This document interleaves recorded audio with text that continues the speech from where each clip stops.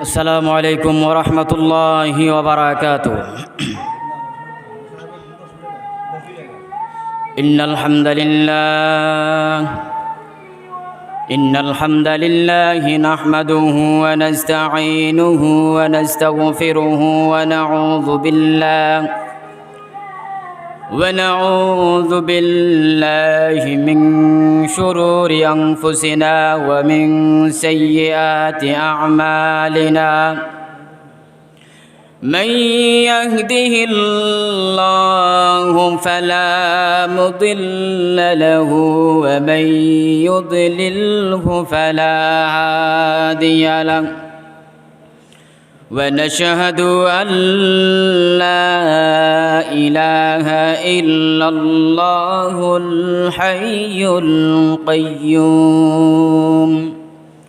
الذي لا تأخذه سنة ولا نوم. ونشهد أن سيدنا وحبيبنا ومولانا محمدا عبد الله ورسوله الذي أرسله بالحق بشيرا ونذيرا وداعيا إلى الله بإذنه وسراجا منيرا. فقد قال الله تعالى في القرآن بالبرهان: أعوذ بالله من الشيطان الرجيم. بسم الله الرحمن الرحيم. قل بفضل الله وبرحمته فبذلك فليفرحوا هو خير مما يجمعون. صدق الله العظيم وصدق رسوله النبي الكريم ونحن على ذلك من الشاهدين والشاكرين والحمد لله رب العالمين. وقال تعالى في شان حبيبه مخبرا وآمرا: إن الله وملائكته يصلون على النبي يا أيها الذين آمنوا صلوا عليه وسلموا تسليما. اللهم صل على سيدنا مولانا محمد وعلى آل سيدنا مولانا. عشق محبوب खुदा जिस दिल में हासिल नहीं, लाखों मोमिन हो मगर ईमान में कामिल नहीं. अल्लाहुम्मा सल्ली अला सय्यिदिना मौलाना मुहम्मद वअला आलि सय्यिदिना मौलाना. नूर मदीने की जहां रोज़े खैरुल वरा, वो तो जन्नत है ही बल्कि उससे भी औला.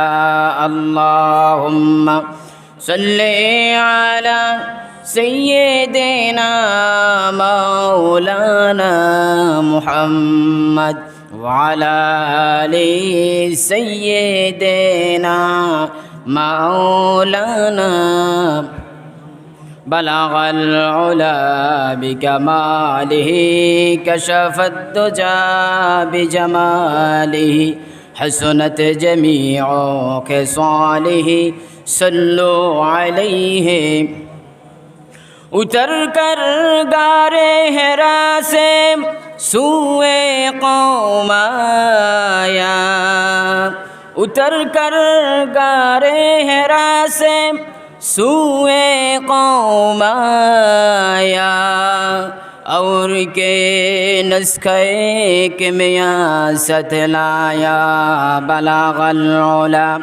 بكماله كشف الدجى بجماله حسنت جميع خصاله صلوا عليه होना ये फूल तो बुलबुल का तरन्नुम भी ना हो जमने दहर में कलियों का तबस्सुम भी ना हो बलगल उला बिकमालिही कशफत दुजा बिजमालिही हसनत जमीओ खिसालिही सल्लु अलैहि ये तेरी मेराज थी कि तू लौह कलम तक पहुँचा और मेरी मेराज है कि मैं तेरे कदम तक पहुँचा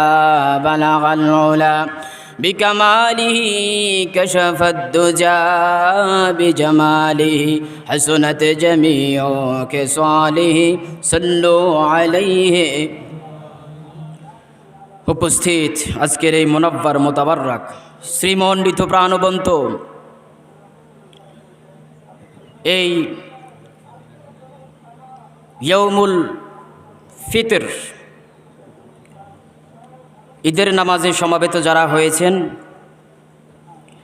এই বিশাল জামায়াতের মধ্যে যারা এসেছেন আল্লাহ পাক আমাদেরকে আসার জন্য বসার জন্য তৌফিক এনায়েত করেছেন সেই জন্য হৃদয়ের সকল আবেগ অনুভূতিকে উজাড় করে দিয়ে হৃদয়ের সকল বন্ধ কপাট উন্মোচন করে দিয়ে একবার পড়ে নিন আলহামদুলিল্লাহ দরুদ এবং সালাম প্রেরণ করছি বিশ্ব মানবতার মুক্তির দিশারি বিশ্বনন্দিত নবী বিশ্ববরেণ্য নবী নবীকুলের সম্রাট ইমামুল আম্বিয়া ওয়াল মুরসালিন জদ্দুল হাসান ওয়াল হুসাইন আবুল কাসেম মোহাম্মদ ইবনে আব্দুল্লাহ নূর মিন খলকি নূরিল্লাহ আফতাবে নবুয়ত শাহনशाह रिसालत सरकार दो जहां सुल्तान मदीना हुजूर अकरम नूर मुजस्सम शफीना हबीबिना मौलाना मुहम्मद सल्लल्लाहु अलैहि वसल्लमेर উপর আল্লাহ পাক যার তুফাইলে যার উসিলাতে আমাদেরকে দুইটা ঈদ দান করেছেন আলহামদুলিল্লাহ একটা হলো ঈদুল ফিতর আর একটা হলো ঈদুল আযহা দুইটা ঈদ আমাদেরকে দান করে আল্লাহ রাব্বুল আলামিন আমাদেরকে সম্মানিত করেছেন আলহামদুলিল্লাহ সেই নবী মুহাম্মদ সাল্লাল্লাহু আলাইহি ওয়াসাল্লামের শানে হৃদয়ের সকল ভালোবাসাকে উজাড় করে পড়ে নিন সাল্লাল্লাহু আলাইহি ওয়াসাল্লাম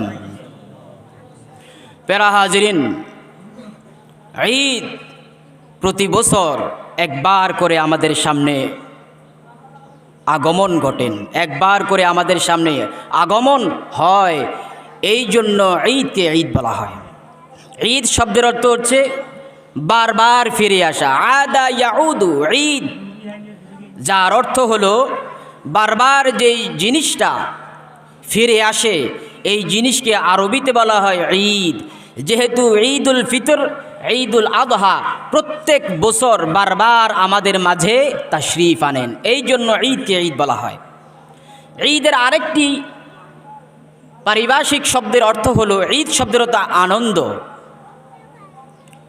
আনন্দ উপভোগ করা জমায়েতবদ্ধ হওয়া নিজের অনুভূতিকে প্রকাশ করা নিজের মনের মধ্যে আনন্দের হিল্লোল বয়ে যাওয়া আনন্দের মিলন মেলা এর আরবি আরেকটি অর্থ হলো ঈদ যার অর্থ হলো আনন্দ সুবহানাল্লাহ আমরা সাধারণত ঈদ মনে করি যে ঈদ মানেই হলো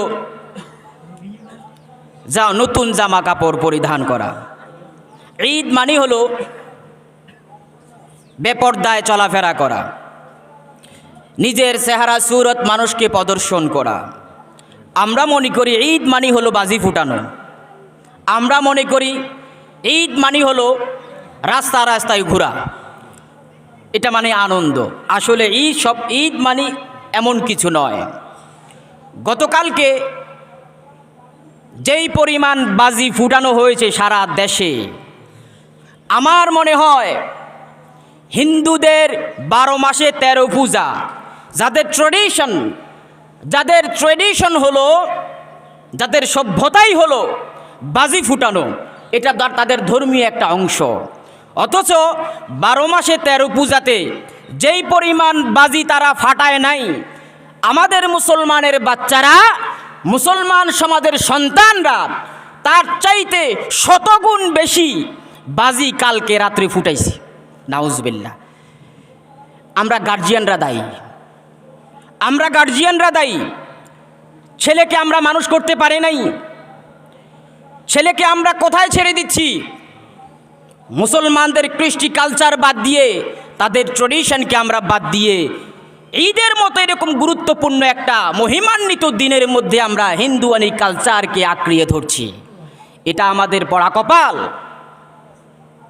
আমাদের দুর্ভাগ্য। অথচ ঈদ মানে হলো পূর্বের যত রাগ অভিমান সব কিছুকে ধুলায় মুঠিত করে একজন আরেকজনের সাথে কোলাকুলি করা, নিজের মনের সকল রাগকে ঝেড়ে ফেলার নাম হলো ঈদ। অন্তরের মধ্যে ক্ষোভ লালন করে, অন্তরের মধ্যে রাগকে লালন করে একজনের সাথে একজন কোলাকুলি করার নাম ঈদ নয়, বরং নিজের মনের থেকে যাবতীয় কষ্ট, দুঃখ, বেদনা, একজনের প্রতি আরেকজনের ক্ষোভ সব কিছু ধূলিসাৎ করে দিয়ে, সব কিছু বাদ দিয়ে একজনের সাথে একজনের কোলাকুলি করার নাম হলো ঈদ। কথা বুঝতে পেরেছেন? আমরা মনে করি ঈদ মানে হলো কি নতুন কাপড় চোপড় গায়ে দেয়া। আরে না, ঈদ মানে হলো ওইটা যে আমি নতুন কাপড় আমি পরবো, আমার একজন প্রতিবেশী কাপড়বিহীন, নতুন কাপড় না থাকার কারণে ঈদগাহে আসতে পারছে না, তাকে নতুন কাপড় দান করার নাম হলো ঈদ। এটা ছিল রাসূলুল্লাহ সাল্লাল্লাহু আলাইহি সাল্লামের ঈদ। আমরা সবাই কম বেশ সবাই কি করেছি? নতুন জামা কাপড় আমরা কিনেছি, আলহামদুলিল্লাহ। নতুন জামা কাপড় পরা এটা সুন্নাত। এটা কি সুন্নত? রাসূল করিম সাল্লাল্লাহু আলাইহি ওয়াসাল্লামের উচ্চাঙ্গের একটি সুন্নত হলো কি করা? নতুন জামা কাপড়, পরিষ্কার পরিচ্ছন্ন পুত পবিত্র কাপড় পরিধান করা হলো আল্লাহ রাসূল সাল্লাল্লাহু আলাইহি সাল্লামের একটা সুন্নাত। আর এর চাইতে আরও বড় সুন্নাত হলো আপনার পাশের কোন প্রতিবেশী টাকার অভাবে নতুন কাপড় কিনতে পারছে না, তাকে একটা নতুন কাপড় কিনে আপনি হাদিয়া দেন। এটা হলো সবচাইতে বড় পাওয়া, এটার নাম হলো সবচাইতে বড় ঈদ। সুবহানাল্লাহ। আমরা সবাই নতুন কাপড় পরিধান করে এখানে সমাবেত হয়েছে পৃথিবীর কোনো মানুষকে দেখানোর জন্য নয়, একজনকে দেখানোর জন্য, একজনকে রাজি করার জন্য, একজনকে খুশি করার জন্য, একজনের সুন্নাতকে মানার জন্য এখানে এসেছি। যাকে খুশি করার জন্য এখানে এসেছি তিনি হলেন আল্লাহ। আর যার সুন্নাতকে ফলো করছি, যার সুন্নাতকে অনুকরণ করে এখানে সমাবেত হয়েছি তিনি হলেন বিশ্বনন্দিত নবী মুহাম্মাদুর রাসূলুল্লাহ। আমরা সবাই নতুন কাপড় পরে এখানে জমায়েতবদ্ধ হয়েছি, সমাবেত হয়েছি, কিন্তু যদি আপনি শুনেন আশ্চর্য হয়ে যাবেন। এই সৃষ্টি জগতে সর্বশ্রেষ্ঠ মহানায়ক, সর্বশ্রেষ্ঠ রাজনীতিবিদ, সর্বশ্রেষ্ঠ মানবতার মুক্তির দিশারি হলেন বিশ্বনন্দিত নবী মুহাম্মদুর রাসূলুল্লাহ সাল্লাল্লাহু আলাইহি ওয়াসাল্লাম, যার আদর্শে আদর্শিত হলেন হযরতে আবু বকর, হযরতে ওমর, হযরতে ওসমান, হযরতে আলী রিদওয়ানুল্লাহি তাআলা আলাইহিম আজমাইন। রাসূলুল্লাহর আদর্শে আদর্শবান ছিলেন। আজ আমরা রাসূলুল্লাহর আদর্শে আদর্শবান হতে পারি নাই। হযরতে আবু বকর সিদ্দিক রাদিয়াল্লাহু তাআলা আনহু খলিফাতুল মুসলিমিন থেকে যখন তিনি ইন্তেকাল করলেন, এরপরে দ্বিতীয় খলিফা হিসেবে নির্বাচিত হলেন।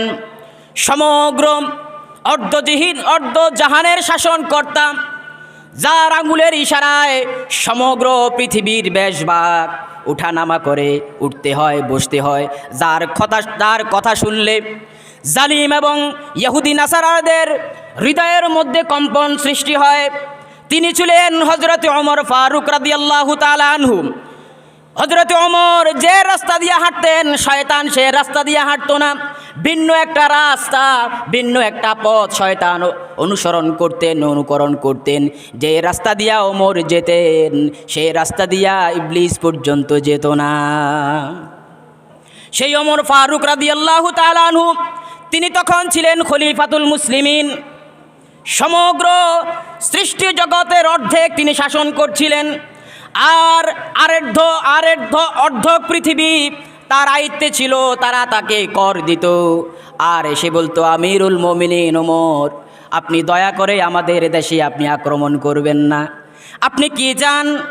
আপনাকে ট্যাক্স দিয়া, আপনাকে খাজনা দিয়া আমরা থাকবো, তারপরেও আমাদেরকে আপনি হামলা করবেন না, আমাদের রাষ্ট্রকে আপনি আক্রমণ করবেন না।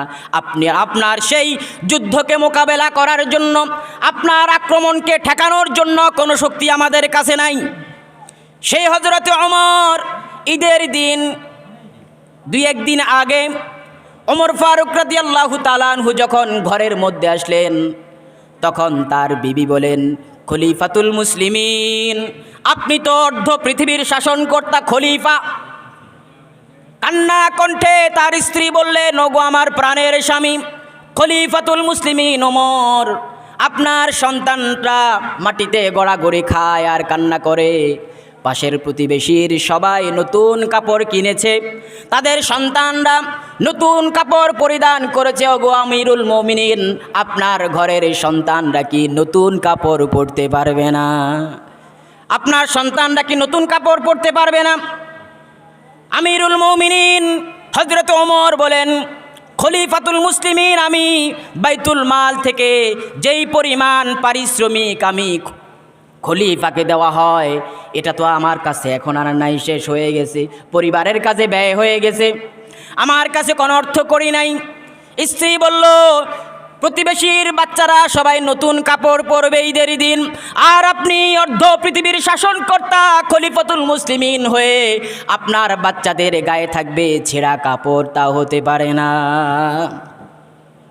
খলিফাতুল মুসলিমিন তিনি কি করবেন? কান্নায় ভেঙে পড়লেন, আমি খলিফা, অথচ আমার বাচ্চারা টাকার অভাবে নতুন কাপড় কিনতে পারে না। বিবি বললেন, ওগো আমার প্রাণের স্বামী, আপনি প্রাইম মিনিস্টার, প্রধানমন্ত্রী হলেন আপনি, আপনার অর্থমন্ত্রী, মিনিস্টার অফ ইকোনমিক্স, অর্থমন্ত্রী হলেন হযরতে আবু ওবায়দা, আপনি হলেন প্রাইম মিনিস্টার, সকলের সবচাইতে সেরা ব্যক্তি আপনি, রাষ্ট্রের মালিক আপনি, অর্ধ পৃথিবীর শাসনকর্তা আপনি।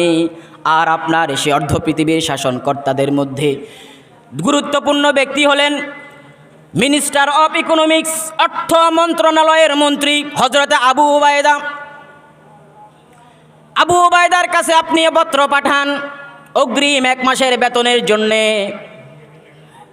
হযরতে ওমর চিঠি লিখলেন, পত্র লিখলেন, মিন আমিরুল মুমিনিন ওমর ফারুক রাদিয়াল্লাহু তাআলা আনহু ইলা আবি উবায়দা।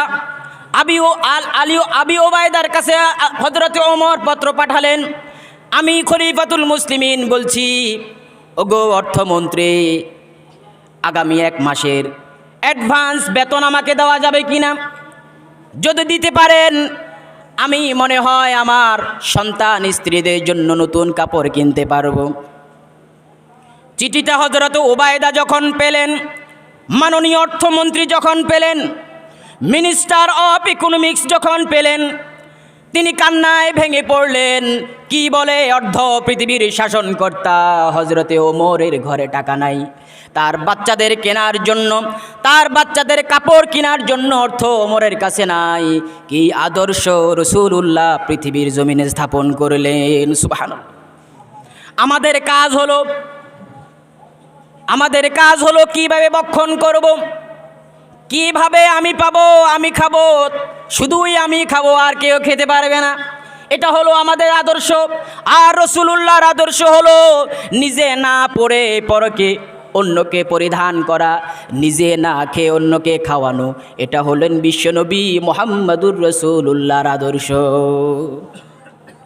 তার আদর্শ অক্ষর করে প্রতিপালন করলেন তার সাহাবায়ে কেরামরা। বিশ্বনবী মুহাম্মদ সাল্লাল্লাহু আলাইহি ওয়াসাল্লাম ওই সময় সারা পৃথিবী শাসন করেছিলেন। তার পার্লামেন্ট ছিল মসজিদে নববী। রাসূলুল্লাহ পার্লামেন্ট কোথায়? মসজিদে নববীতে তিনি মজলিসে শুরা করতেন, মজলিসে আম করতেন। পার্লামেন্ট ছিল মসজিদ। এখন পার্লামেন্ট মসজিদ না, এখন পার্লামেন্ট মসজিদ। সামাজিক কর্মকাণ্ড, রাষ্ট্রীয় কর্মকাণ্ড, রাজনৈতিক কর্মকাণ্ড, সামাজিক উন্নয়নমূলক সকল কর্মকাণ্ডের সমাধান দিতেন মসজিদ থেকে। আর যিনি সমাধান দিতেন, যিনি জাজমেন্ট ছিলেন, জজ থাকতেন, তিনি ছিলেন ইমাম। এখন ইমামরা জজ না, এখন ইমামরা বিচারক নয়, এখন ইমামরা কেনা গোলাম। কথা বলে না, এখন ইমামরা কেনা গোলাম। ইমাম রেখেছেন নেতা হিসাবে। নেতাকে বলে, ভাই এখানে ময়লা কেন? ময়লাটা জিভ দিয়া চাটো, এখানে ময়লা কেন? ইমাম আপনাকে টাকা দিয়ে রেখেছি, এভাবে চলেন কেন? এভাবে কথা বলেন কেন? এভাবে হাঁটেন কেন? কি দূর অবস্থা! রাসূলুল্লাহ ইমামতি করেছেন। মনে রাখবেন, ইমামের সাথে বেয়াদবি করা মানে বিশ্বনবী মুহাম্মদুর রাসূলুল্লাহর একজন ওয়ারাসাতুল আম্বিয়ার সাথে বেয়াদবি করা। কারণ পৃথিবীতে ইমামুল আম্বিয়া ওয়াল মুরসালিন হিসাবে এসেছেন বিশ্বনন্দিত নবী মুহাম্মদুর রাসূলুল্লাহ। তিনি ইমাম ছিলেন। সুতরাং ইমামকে সম্মান করা আমাদের ঈমানি দায়িত্ব। ছোট হোক, বড় হোক, খতিব হোক, সাধারণ ইমাম হোক, মুয়াজ্জিন হোক, মসজিদের খাদেম হোক, তার সাথে ভালো আচরণ করতে হবে। মনে রাখবেন, কিয়ামতের ময়দানে যার পিছনে আপনারা দাঁড়াবেন হাসরের ময়দানে, ইমামকে সাথে নিয়ে দাঁড়াতে হবে। কোন ইমামের ইক্তেদা করেছো পৃথিবীর জমিনে, সেই ইমামকে সাথে নিয়ে আজকে তোমরা দাঁড়াও। ইমামকে সাথে নিয়ে দাঁড়াও। কোন ইমামের ইক্তেদা করেছো? এই জন্য ইমাম যদি রাখতে হয়, নেতা যদি নির্বাচনে দাঁড়ায়, যোগ্য প্রার্থী দেখে আপনারা কি করেন? ভোট দেন না? আমার ভাই, তোমার ভাই, অমুক ভাই, তমুক ভাই, আমার ভাইয়ের চরিত্র ফুলের মতো পবিত্র, বলেন না আপনারা? বলেন। ইমাম নির্বাচন করতে হলেও এইরকম যোগ্য, নিরেট, ভালো একজন ইমামকে নির্বাচিত করতে হবে। তার কারণ, ইমামের কাঁধের উপরে জুয়াল দিয়া আপনি সকল কণ্টক সজ্জাকে বিসর্জন দিয়ে উপেক্ষা করে আপনি জান্নাতে যাবেন। সকল বাধাকে আপনি উপেক্ষা করে, বাধা বিপত্তিকে আপনি ধ্বংস করে উপেক্ষা করে, আপনি তার কাঁধের উপরে জুয়াল বসাইয়া আপনি জান্নাত পর্যন্ত যাবেন, সেই ইমামের কাঁধের উপরে জুয়াল দিয়া। এখন তো আর নাঙ্গল জুয়ালের কোনো নাই, প্রচলন আছে নাই। একসময় আমরা দেখেছি গরু দুইটার কাঁধের উপরে জুয়াল দিত। জুয়াল দিয়া পিছনে নাঙ্গল চাষ, হাল চাষ করত। কথা বুঝতে পেরেছেন? মালিকও উপরে উঠে উঠে বসে থাকতো। সুতরাং ওই মানুষটাকে আপনারা ওইভাবে মূল্যায়ন করবেন, ওইভাবে তাকে ইজ্জত, তাকে তাজিম করবেন। তার কারণ, ধরা কোথায়? এখানে না ওখানে? কথা বলে না, এখানে না ওখানে? ওখানে। রাসূলুল্লাহ সাল্লাল্লাহু আলাইহি ওয়াসাল্লাম রাজনীতি করতেন ঘরের কোনায় কোনায় নয়, সমাজে সমাজে নয়, মসজিদ নিয়ে রাজনীতি নয়। তিনি রাজনীতি করতেন গোটা দেশব্যাপী, গোটা দুনিয়াব্যাপী। আর আমরা রাজনীতি করি ঘরের কোনায় কোনায় বসে বসে, মসজিদের কোনায় কোনায় বসে বসে। রাসূলুল্লাহ রাজনীতি করতেন নিজের প্রভাবকে বিস্তার করার জন্য নয়, বরঞ্চ নিজের সকল সর্বোচ্চকে ত্যাগ করে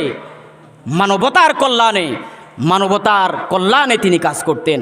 যে আমার প্রতিবেশী, আমার কোনো পাশের মানুষ কষ্ট পাচ্ছে কি না আমার দ্বারা, আমি নিজে খাবো না তাকে খাওয়াবো, আমি নিজে পড়বো না তাকে পড়াবো। এটা হচ্ছিলেন রাসূলুল্লাহ সাল্লাল্লাহু আলাইহি ওয়াসাল্লামের রাজনীতি। এখন আমাদের রাজনীতি ঢুকে গেছে দেশে না, রাষ্ট্রে না, সমাজের কোণায়, ঘরের কোণে, মসজিদের কোণে। মসজিদ নিয়ে তার রাজনীতি চলে না, সমাজ নিয়ে রাজনীতি চলে না। রাজনীতি করবেন রাজপথে। কোথায়? রাজপথে। সমাজের মধ্যে রাজনীতি করলে ফিতনার সৃষ্টি হয়। সমাজ আমাদের, মসজিদ আমাদের। সুতরাং সমাজের সকল নিরাপত্তার দায়িত্ব আমাদের সবার। নায়কার না শুধু ইমাম সাহেবের, সভাপতি সাহেবের, কার? সবার। দিন শেষে একই মসজিদে আমরা, দিন শেষে একই সমাজে আমরা, দিন শেষে একই সমাজে ঘুমাই আমরা, দিন শেষে কিয়ামত পর্যন্ত একই জায়গায় ঘুমাবো আমরা। সুতরাং সমাজকে কিভাবে সুন্দর করা যায় এটা নিয়ে চিন্তা করবেন। কথা বুঝতে পেরেছেন? রাসূলুল্লাহ সাল্লাল্লাহু আলাইহি ওয়াসাল্লাম রাজনীতি করেছেন, হযরত ওমর ফারুক রাজনীতি করেছেন। চিঠি লিখলেন আবু উবাইদার কাছে, আবু উবাইদা 1 মাসের অগ্রিম বেতন আমাকে প্রদান করো। আবু উবাইদা কাঁদতে কাঁদতে জারজার হয়ে গেলেন। আবু উবাইদা এরপরে পাল্টা পত্র লিখলেন, আমিরুল মুমিনিন, 2টা শর্ত যদি আপনি ফিল আপ করতে পারেন তাহলে আমি অর্থমন্ত্রী আবু উবাইদা আপনাকে 1 মাসের অগ্রিম বেতন প্রদান করব। চিঠিটার প্রতি উত্তর কি হলো দেখেন। তিনি বললেন, হযরতে আমিরুল মুমিনিন ওমর, যদি আপনি এই গ্যারান্টি দিতে পারেন আগামী 1 মাস পর্যন্ত আপনি জীবিত থাকবেন, তাহলে আমি আবু ওবায়দা আপনাকে অ্যাডভান্স অগ্রিম 1 মাসের বেতন প্রদান করতে পারি। এরপর আরেকটি শর্ত হলো, আমিরুল মুমিনিন, যদি আপনি জীবিত থাকেন, রাষ্ট্রের মানুষগুলা যদি আপনাকে সেই দায়িত্বে বহাল রাখে, এই গ্যারান্টি দিতে পারেন, তাহলে আমি আবু ওবায়দা 1 মাসের অগ্রিম বেতন আপনাকে প্রদান করতে পারি। প্রাইম মিনিস্টার চিঠি লিখেছেন বেতনের জন্য। অর্থমন্ত্রী বলে, যদি বাঁচেন আগামী 1 মাস পর্যন্ত বেতন দেব।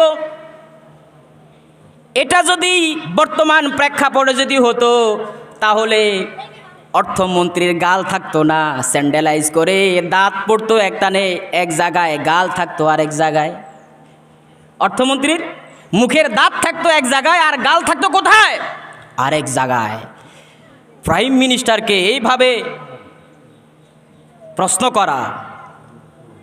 চিঠিটা হযরত ওমর পেলেন, কান্না জুড়ে দিলেন আর আল্লাহর দরবারে সিজদায় অবনত হয়ে দোয়া করলেন, আল্লাহ তাআলা, তোমার দরবারে শুকরিয়া আদায় করি, একজন যোগ্য অর্থমন্ত্রী, একজন যোগ্য নিরেট তাকওয়াবান অর্থমন্ত্রী আমাকে প্রদান করেছো, এই জন্য তোমার দরবারে লাখো কোটি শুকরিয়া আদায় করি। সুবহানাল্লাহ। এটা ছিলেন ওমরের শিক্ষা, এটা হলো মুহাম্মদুর রাসূলুল্লাহর শিক্ষা। আর আমাদের শিক্ষা পরিপূর্ণ উল্টো। এই জন্য সমাজের দুরবস্থা, রাষ্ট্রের দুরবস্থা, দেশের দুরবস্থা, সারা পৃথিবীর দুরবস্থা এই কারণে, কারণ আমরা রাসূলুল্লাহর আদর্শকে মানতে পারি নাই। সময় শেষ হয়ে যাচ্ছে। কয়টা বাজে? 8:12। সময় শেষ হয়ে যাচ্ছে। আর 2-4টি কথা বলে ছেড়ে দিব। 8:30টায় জামাত, কারেক্ট 8:30টায় দাঁড়িয়ে যাবে। যারা এখনও বাড়িতে বসে আছেন, আমি আরজ করব তাড়াতাড়ি চলে আসেন। আমরা 8:30টার মধ্যেই নামাজ শেষ করে ফেলবো ইনশাল্লাহ। এরপর খুতবা হবে, মিলাদ হবে, মুনাজাত হবে। আপনারা টেনশন করবেন না ইনশাআল্লাহ। টেনশন করবেন? টেনশন করেন না। কি সুন্দর পরিস্থিতি আর পরিবেশ, আলহামদুলিল্লাহ খুবই সুন্দর হয়েছে, হয় নাই? খুব সুন্দর হয়েছে। হাজরিন,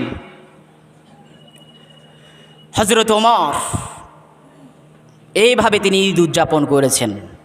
আর আমরা ঈদকে আমরা উদযাপন করি বাজি ফুটাইয়া। এরপরে ওই যে রং মাইখা, মুখের মধ্যে রং মেখে মেখে দেখবেন ঈদের জামাতের পরে আপনি রাস্তার মধ্যে দাঁড়ান, দেখবেন বহু মেয়ের মুখে কি রং। এটা হিন্দুয়ানি কালচার, এটা হিন্দুয়ানি কালচার।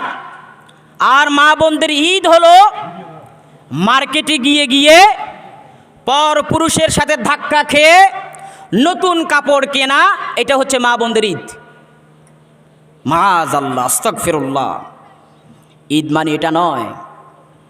যে মহিলা, যে স্ত্রী নিজের পছন্দ ছাড়া স্বামীর পছন্দকে প্রাধান্য দেয় না, মনে রাখবেন সে আপনাকে খুশি করার জন্য নয়, পর পুরুষকে খুশি করার জন্য ঈদে মত্ত হয়েছে। আপনি যদি আপনার স্বামীকে পছন্দ করেন, আপনার স্বামীকে ভালোবাসেন, স্বামীর পছন্দই আপনার পছন্দ। স্বামী যেটা পছন্দ করছে, আমার পছন্দ স্বামীর পছন্দ। স্বামীর পছন্দ যদি আমার পছন্দ না হয়, তার মানে আমি স্বামীকে খুশি করলাম না, আমি পর পুরুষকে খুশি করতে চাই। স্বামীকে খুশি করতে চাই না। স্বামীকে তো প্রত্যেক দিন দেখি, এটা আবার দেখার কি আছে, তাকে খুশি করার কি আছে? মনে রাখবেন, স্বামী যদি কিয়ামতের ময়দানে আপনার বিরুদ্ধে আপিল করে, অবজেকশন যদি জানায়, আসামির কাঠগড়ায় আপনাকে দাঁড়াতে হবে। ওই দিন পার পাওয়ার দিন নয়, ধরা খেয়ে যাবেন। মা বোনদেরকে আমি বলি, নতুন কাপড় পরে জামা পরে এই বাড়িতে ওই বাড়িতে যাবেন না। অর্ধ উলঙ্গ হয়ে, পুরা উলঙ্গ হয়ে আপনি এই বাড়িতে ওই বাড়িতে যাবেন না। সৌজন্যমূলক যদি যেতে হয়, পর্দা মেনটেন করে পর্দার সাথে যাবেন। আপনার চাচি আছে পাশের বাসায়, আপনার জেঠি আছে, আপনার দাদি আছে, আপনার মা আছে, আত্মীয় স্বজন আছে, তাদের সাথে দেখা করা রাসূলুল্লাহ সুন্নাত। দেখা করবেন শরীয়তকে মেনে।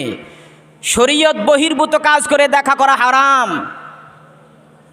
এই জন্য পর্দার সাথে একজনের বাসায় আরেকজন যাবেন মহিলারা। কথা বুঝতে পেরেছেন? ফেরা হাজিরিন, আজকের এই ঈদের দিনে শিক্ষা কি?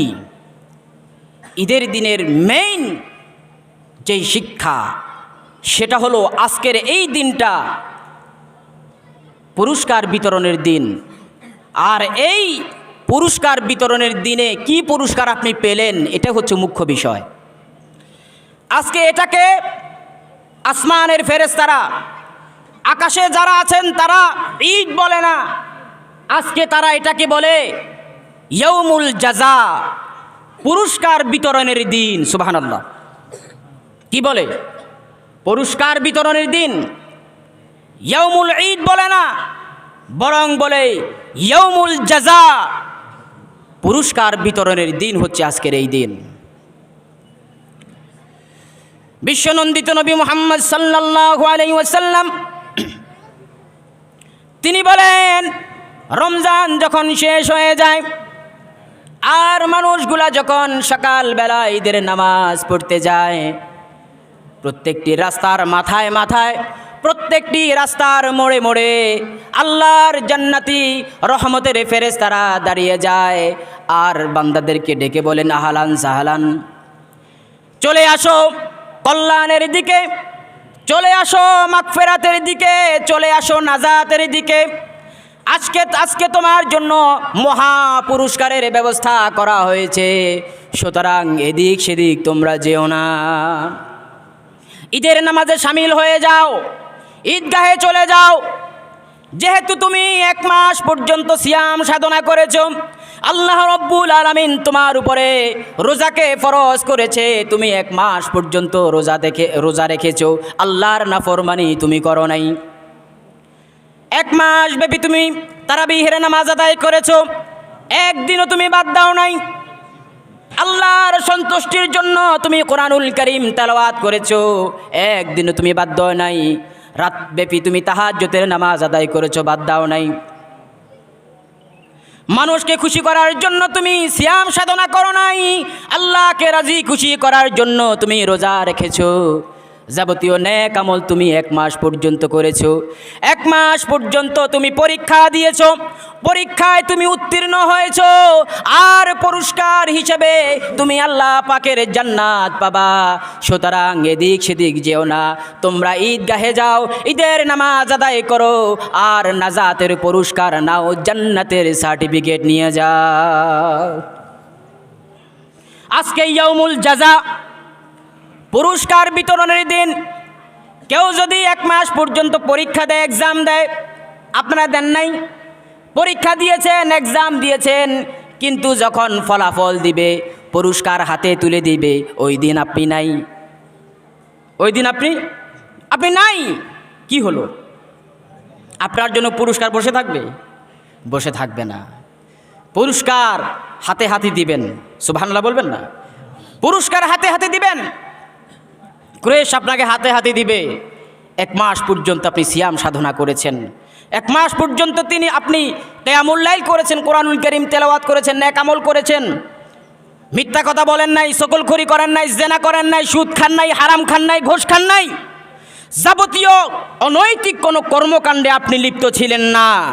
আল্লাহর সেই ইয়াগুলা, ওয়ার্ডারগুলা আপনি অক্ষরে অক্ষরে পালন করেছেন, এই জন্য আল্লাহ পাক খুশি, কুল কায়নাত খুশি। আজকের এই পুরস্কার দিবসে, ইয়াউমুল জাযার দিবসে আল্লাহ পাক আপনাকে সর্বোচ্চ আসনে আসীন করাবেন, সেটা হলো আল্লাহ পাকের জান্নাত আপনাকে দিয়ে দিবেন। সুবহানাল্লাহ। লিসসাইমি ফারহাতান, ফারহাতুন ইনদা লিফিত্রিহি ওয়া ফারহাতুন ইনদা লিকাই রাব্বি। আপনি গতকালকে এই সময় কিছুই খান নাই, আজকে এই সময় আপনি ঘর থেকে কিছু খেয়ে এসেছেন, অর্থাৎ আপনি ইফতার করেছেন, রোজা রাখেন নাই, রোজা ভঙ্গ করেছেন। কি করেছেন? রোজা ভঙ্গ করেছেন। ঈদের দিন রোজা রাখা হারাম। ঈদের দিন রোজা রাখা কি হারাম? 5 দিন রোজা রাখা হারাম। কয় দিন? 5 দিন রোজা রাখা হারাম। 2 ঈদের দিন, ঈদুল আজহা, ঈদুল ফিতর, 2 দিন, আর ঈদুল আজহা আরও 3 দিন আছে না? ঈদুল আজহা কি 1 দিন? 1 দিন না, 3 দিন। এটা ওইটা সহ 4 দিন, ঈদের দিন সহ 4 দিন। এই জন্য আমরা 4 দিন পর্যন্ত কি পড়ি? তাকবীর পড়ি না? পড়িনি? এই জন্যই পড়ি। ওই 4 দিন আর আজকে 1 দিন, মোট 5 দিন। এই 5 দিন রোজা রাখা হারাম। এই 5 দিন রোজা রাখা কি হারাম। 3 সময়ে নামাজ পড়া হারাম। সূর্য উঠা উঠা অবস্থায়, সূর্য মাথার উপরে থাকা অবস্থায়, সূর্য ডুবা ডুবা অবস্থায়, যেই কোনো নামাজ হারাম, পড়তে পারবেন না। নিষেধ করেছেন কে? আমি? আপনারা? কে? বিশ্বনন্দিত নবী মুহাম্মদ সাল্লাল্লাহু আলাইহি ওয়াসাল্লাম, তিনি ছিলেন শারে।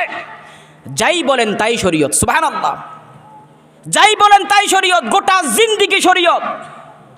প্রস্রাব, পায়খানা, গোসল, স্ত্রীর সাথে মেলামেশা পর্যন্ত শুরু করে যাবতীয় প্রত্যেকটি কর্ম হাদিস, প্রত্যেকটি কর্ম সুন্নাহ, তিনি হচ্ছেন শারে। সুবহানাল্লাহ বলেন না? শরীয়ত প্রণেতা।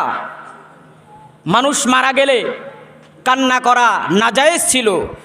রাসূল করিম সাল্লাল্লাহু আলাইহি ওয়াসাল্লামের স্ত্রী হযরত খাদিজাতুল কুবরা যখন ইন্তেকাল করলেন, তার সন্তানগুলো যখন ইন্তেকাল করলেন, মনে আর দুঃখ মানে না, মনের অজান্তে চোখের কোণায় পানি এসে যায়।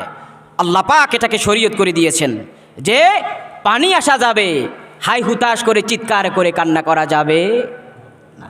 প্রথমে কি ছিল? কান্না করাও বৈধ ছিল না, নিষেধ ছিল। রাসূলুল্লাহ চোখে যখন পানি এসে যায়, তখন সেটা শরীয়ত হয়ে গেছে। সুবহানাল্লাহ, সুবহানাল্লাহ, এটা শরীয়ত হয়ে গেছে। সুতরাং আমি আপনি বললে তো হবে না। রাসূল করিম সাল্লাল্লাহু আলাইহি সাল্লাম বলেছেন এই করা যাবে না, আমরা এটা করতে পারবো না। প্রিয় হাজিরিন, আজকে ইয়াউমুল জাযা, পুরস্কার বিতরণের দিন। অতএব যারা এসেছেন, যারা 1 মাস পর্যন্ত পরীক্ষা দিয়েছেন, ভালো পরীক্ষা, কি পরীক্ষা আপনি দিয়েছেন আপনি ভালো জানেন। আপনি মানুষের সামনে আপনি দেখালেন আমি রোজা রেখেছি, কিন্তু ঘরের মধ্যে বসে বসে খেয়েছেন। এটা কেউ না দেখলে দেখেছেন কে? কথা বলে না। কেউ না দেখলে দেখেছেন কে? একজন দেখেছেন, তিনি হচ্ছেন আল্লাহ। তিনি সব দেখেন, সব শোনেন, সব কিছু তিনি জানেন। তিনি হচ্ছেন আমাদের আল্লাহ। পানির তলদেশে, পাতালের নিচে, কম্বলের তলে বসে বসে খেলে আল্লাহ পাক দেখবে না? অবশ্যই দেখবে। আপনি কি করেছেন 1 মাস পর্যন্ত? কি পরীক্ষা দিয়েছেন আপনি? আপনার পরীক্ষার খাতা কি শূন্য নাকি ভরাট ছিল?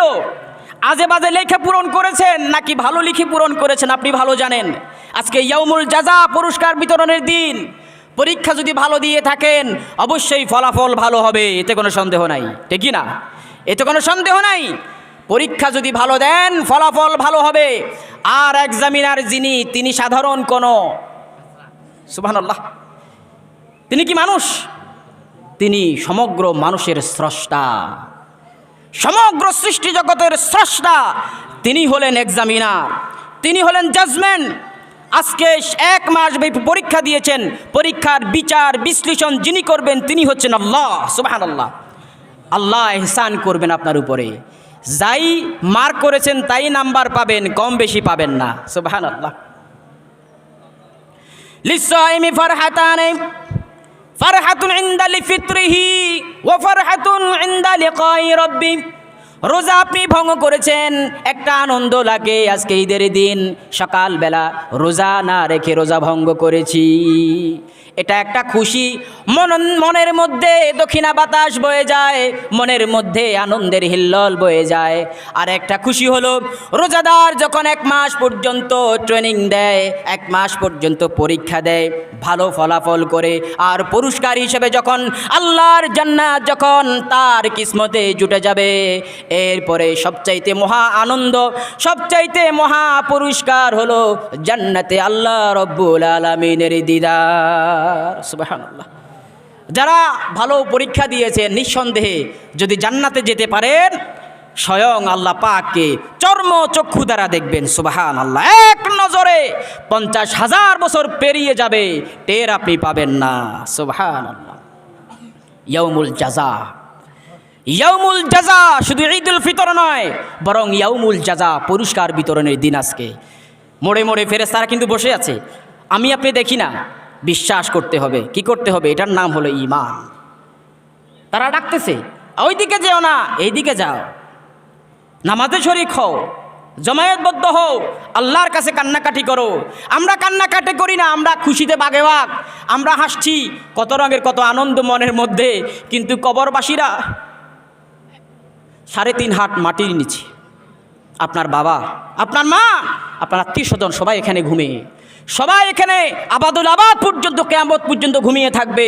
তাদের চিৎকারের আওয়াজে আকাশ বাতাস ভারী হয়ে যাচ্ছে, আমি আপনি শুনতে পাচ্ছি না, আমি আপনি শুনতে পাচ্ছি না। হযরত ওমর রাদিয়াল্লাহু তাআলা আনহু ঈদের দিন সকালবেলায় আর্তনাদ করে কান্না করতেন।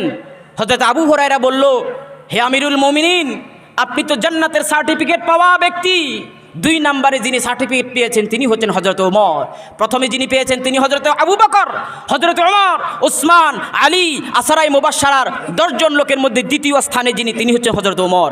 ঈদের দিন সকালবেলা তিনি কান্না করতেছেন, গোড়াইয়া গোড়াইয়া কান্না করতেছেন। আবু হুরায়রা রাদিয়াল্লাহু তাআলা আনহু বলেন, আমিরুল মুমিনিন, দুনিয়াতে জান্নাতের সার্টিফিকেট আল্লাহ পাক আপনাকে দিয়েছে, আপনি কেন কান্না করেন? এত হতাশ কেন হচ্ছেন আপনি?